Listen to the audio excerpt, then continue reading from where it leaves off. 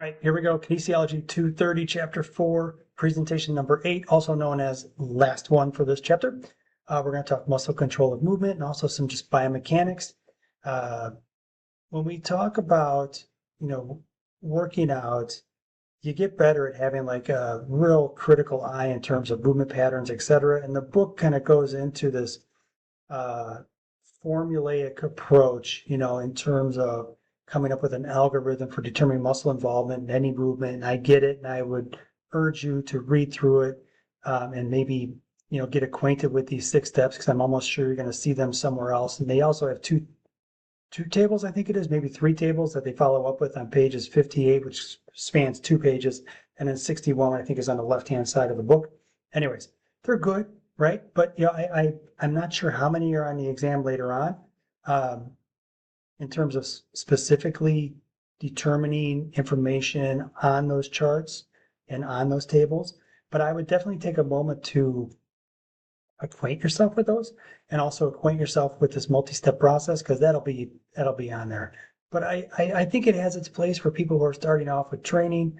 I spend a lot of time when people are working out, I kind of work and look from bottom up or top down or distal end to proximal.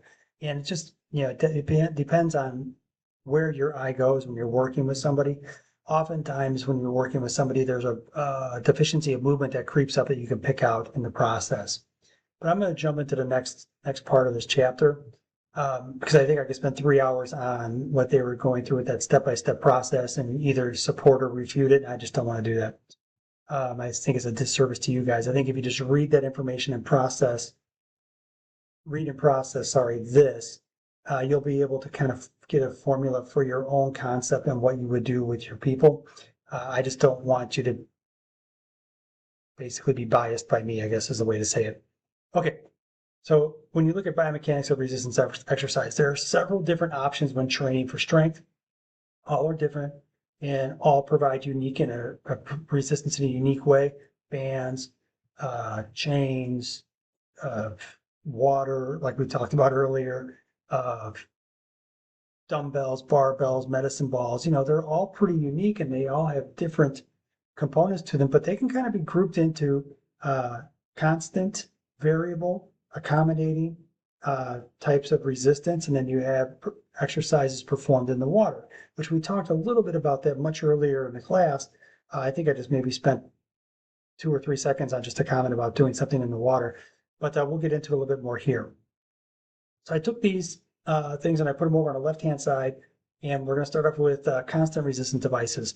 Free weights, you have free weights, whether it's dumbbells or a barbell, those are pulled straight down to the floor. And it's the same with your medicine balls, kettlebells, etc. Gravity wants to pull those straight down to the floor, and you have to be able to overcome that to be able to move the kettlebell or whatever implement it is. Then you have machines where the machines have a weight stack, and the weight stack is pulled perpendicular to the floor, a lot like the weights that we have for barbells and dumbbells and medicine balls. But that weight is redirected over a series of cams and pulleys to you, the end user, who's holding a bar or a handle to do an exercise. The book gets into variable resistance types of devices, one of which here is elastic resistance, and we can see elastic resistance around the end of a bar for a bench press. And so as the person does their bench press, the further they go up in their range of motion, the more they're stretching that band, the more the resistance is being offered. And that's the thing that's unique about bands. The more you stretch them, the more resistance they offer until they break. And there's different bands with different thicknesses that offer different resistance. If we get rid of that, they also go into chains, and you can see here the chains are piled up on the floor, the links are piled up on the floor. And as this gentleman does their full range of motion and they bring the bar down, as they come down, it gets lighter and lighter and lighter. And as they push up, it gets heavier and heavier and heavier, because every time a link comes off the floor, it gets loaded onto the bar in essence, and it makes the bar heavier. So that's what they're looking at there. They go into accommodating resistance devices, and it'll vary depending upon the force applied, and it's proportional to the effort of the participant. And usually it's like a dynamometer, where it's this thing over to the right where a person is seated, they're strapped into the chair, they have their leg in the air, and they're pushing and pulling and pushing and pulling, or flexing and extending against this. Usually you'll see these in kind of like a rehab setting or a clinical testing type setting. And then a flywheel, and I put a link out in here if you so choose, you can go ahead and link out and look at flywheel training devices. I'm going to pause this. So for example, here's the link out takes us to this flywheel training type of program, and here's a type of flywheel apparatus. And as you're doing your exercise, the flywheel creates centrifugal force, and that ends up having the athlete has to work to overcome the inertia of the flywheel itself. And once that flywheel starts moving, then it becomes easier and easier and easier. But it's just a different way to train the athlete. So let me go ahead and close this out, and I'll go back to the presentation. Hold on. Okay, so here we are back in our presentation. And next, the authors go into performing exercise in water. Water provides buoyancy, and it's great for people who might have some orthopedic concerns and they have difficulty doing exercise on dry ground.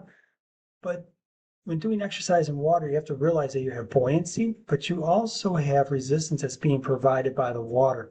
And as this person is moving their hand up in a thumb up position, they're basically making a knife edge through the water. And that's going to be different in terms of resistance offered than this, where they have a palm up position, because the palm up position offers more surface area, and that'll create more resistance. Beyond that, working out in the water and doing things in the water, you have the buoyancy component, it provides resistance. You also have, the water can offer resistance to any plane or variation per se, but you end up having a little bit of a case where, like in water, you can do things like running and doing running drills in the water, whether it's like an ABC series to do sprint technique, and you can use the running technique drills in the pool, and you're using those to create resistance against the levers, meaning your lower body, as you do high knee lift or heel to butt. But also, perhaps you have an athlete who might be a little dinged up, maybe they have some shin splints, and you still want to work on the technical component of ABC drills, but you don't want to beat up tibialis anterior and have them have worse shin splints. So we put them in the water to do their running technique drills. There you go. With that stated, the book does a pretty good job there of describing some things in this chapter. I wish towards the end they would have maybe elaborated a little bit further on a few of the implements and types of resistance. But if you're in this class, I'm presuming you're working out or you're an athlete, and as a result, you can practice some of these things in the gym and kind of make it your own laboratory environment. And I urge you to do that and try practicing some of these skills and practicing some of these different implements in the gym. So with that, guys, I'm signing off. Moving on to the next chapter.